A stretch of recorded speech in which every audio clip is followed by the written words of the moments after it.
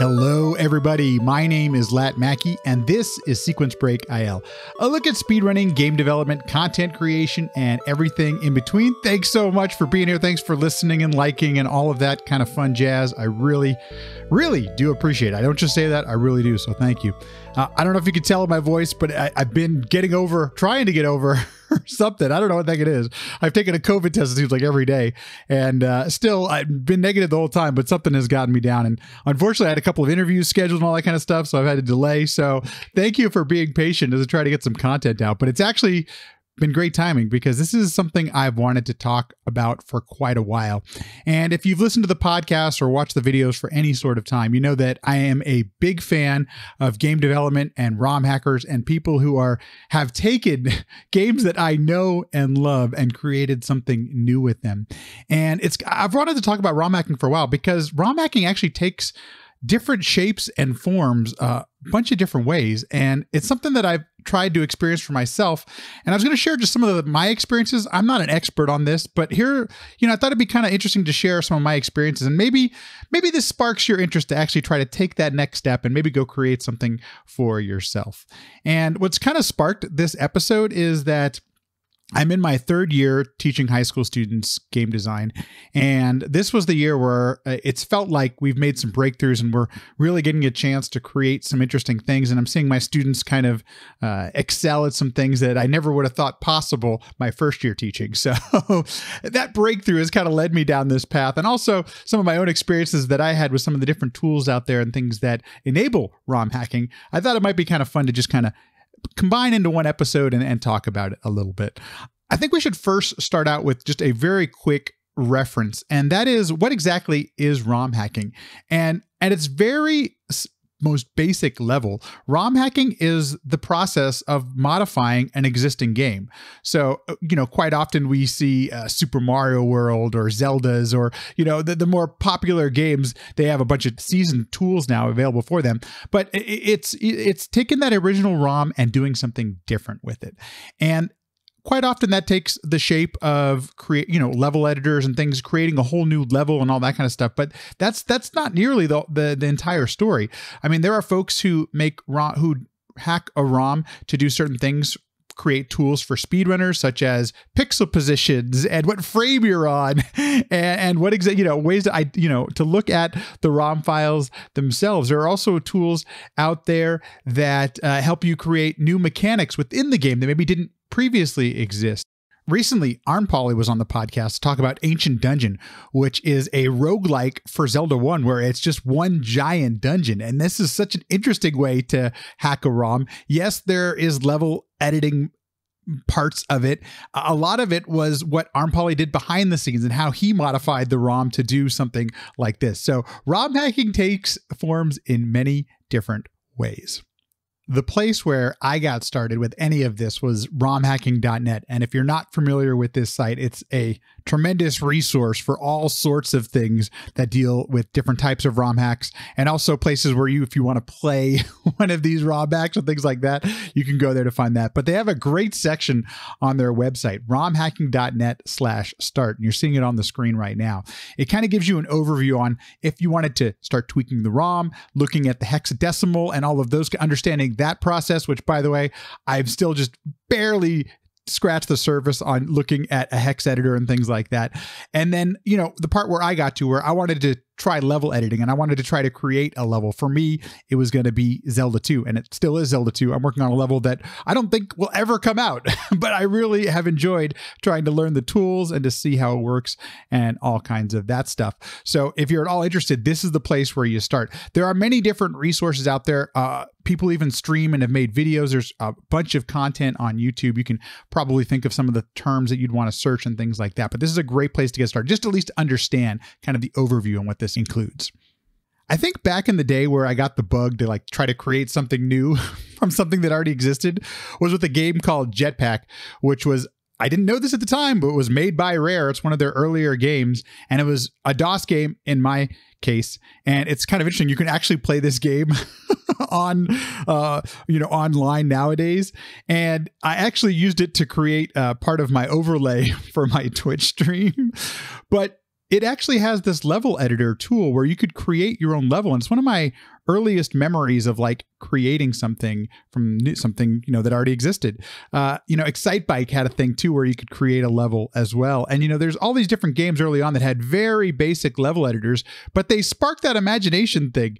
And I think there's something so interesting if you may or may not have this creativity to you, like if you have the creative bug, this is like kind of the perfect thing for you. And I think that's one of the things I'm noticing with my students is that, sometimes you may not even be aware that you enjoy something creative. And like game design is something that sparks that. You may not even know that you enjoy doing something like this. And I think one of the interesting things about like ROM hacking specifically is that you don't have to, learn Unity, or you don't have to learn, Unreal Engine. You don't have to learn an engine. You just have to learn how the tools work for the game that you want to try. For me, in my case, it was Zelda 2, which we'll get to in just a second. But let's say there were so many, Mario is such a great game for platforming and things like that. There are so many great tools out there to create a new level for Mario and other things like that. The best advice I've gotten about anything creative is create something that you find enjoyable.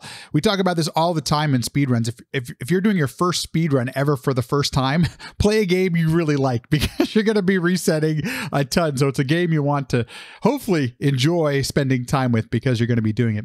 The same kind of thing goes for game design. A great place to start with game design, I think, is always Super Mario Brothers World, level 1-1. It's one of those things we use, I use every year, but you can find so many videos about how level 1-1 is like this masterclass in game design. And specifically, the thing that I think it does so well is it teaches you the basic mechanics of how the game works, even to this day.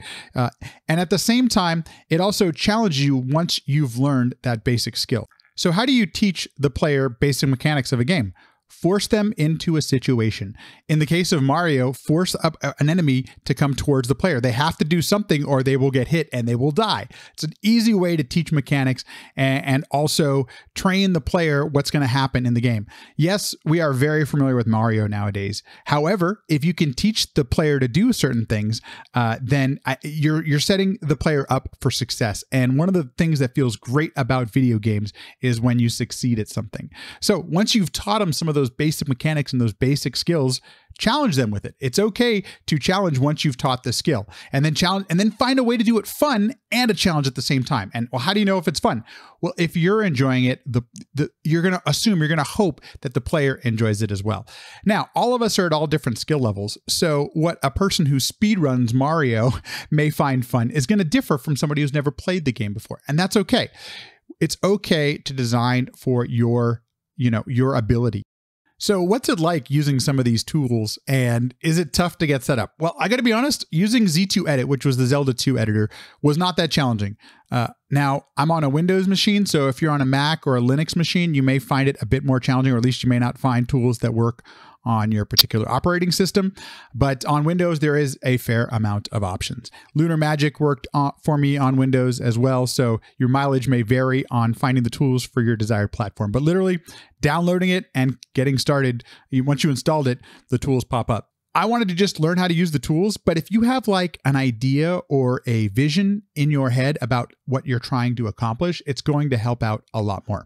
How can you do that? Well, maybe you want to write down the idea or just do a basic outline. We have these things called game design documents when we're doing game development. They're actually, if you work in the industry, you may find these incredibly challenging. And at the same time, something very basic like an outline or some of the things you're trying to accomplish can be really helpful. If you want to get up and going pretty quickly, you may want to use a level editor that's already built into a video game. Fortnite has their creator tools already built in. Mario has Mario Maker. There are games out there that already have ways to create things right away. Link's Awakening on the Switch, the new Link's Awakening, they came out, their remake, whatever the heck they called it. There's a dungeon creator in there. It's severely limited, but there is something in there so you could get going right away. Now, if you want some more control and you want to do something that's a bit more sophisticated than just what the tools are within the video game, that's when you're going to probably have to go look for a level editor that has hacked the ROM that you're looking into. So you've created something, you've had people test it, you've gone back and you've iterated and you've changed the things based on some feedback. Is it time to release? There is never a good time to release. It will never feel finished. As somebody who had to make his living off of creativity for a long time, and also somebody who's just put stuff out there, it never feels like it's done. And I wish that feeling would change sometimes, because I tell you, some closure would be nice now and then, but at some point you just got to ship it. And even if it's just for a small group of people, or if it's for a wider community, at some point you just got to release it, and it's out there. So what's the point of all this? Well, creativity is an interesting thing, and it's sometimes really challenging to talk about, and it's sometimes really tough to quantify, and all of these different aspects to it. And I'm hoping that if you've just had just the littlest inkling of being creative, maybe this inspires you to give it a try. Designing games is such a wonderful outlet for creativity. It can be really challenging, and it can be time consuming, it can be frustrating, it can be all those different things. But at the end of the day, seeing something you created come to life is kind of an indescribable feeling. Way back when, I was fortunate enough to help work on a feature film, and I was there at the very beginning, and I was part of the writing process, and then we shot it, and I was part of all these different things, and we actually had a chance to play it in front of an audience. It was a small audience. It was only like 500 people, but we had a theater and all that kind of stuff. And to hear an audience react to your creativity was something that it brings me joy just to think about it today. And it's tough to put into words what that feeling is, but it's like pure joy for that. Our movie was an hour and a half that people actually watched, and you could hear them laugh and all those kind of fun things.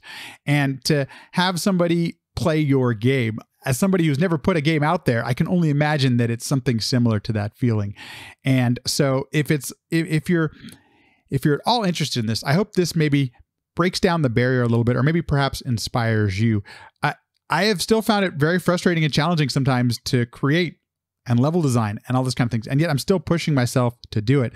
I've recently moved over to Unity because I've gotten a little bit more comfortable with the controls, and I've gotten to learn just a little bit more of C#.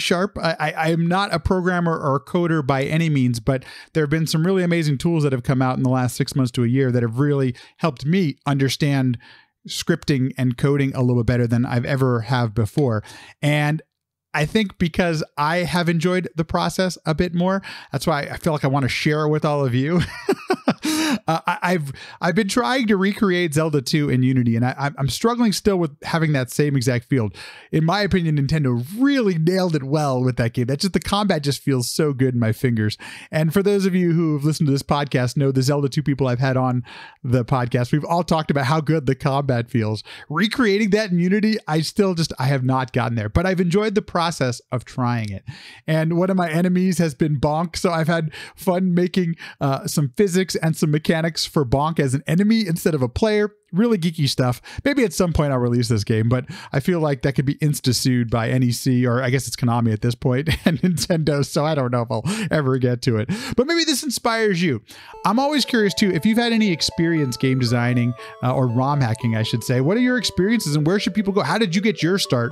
What would you encourage people to do? Please leave a comment. Absolutely. I'd love to hear from you and to know what kind of experiences you've had with ROM hacking. So thanks for listening and hearing me talk about this stuff. If this is you, go give it a try. Get creative. Get out there. Make something. And I hope you enjoy the process, or at least have an experience going through that makes you think a little bit differently about creativity. So anyway, thanks for watching. I appreciate it, and I'll see you in the next one.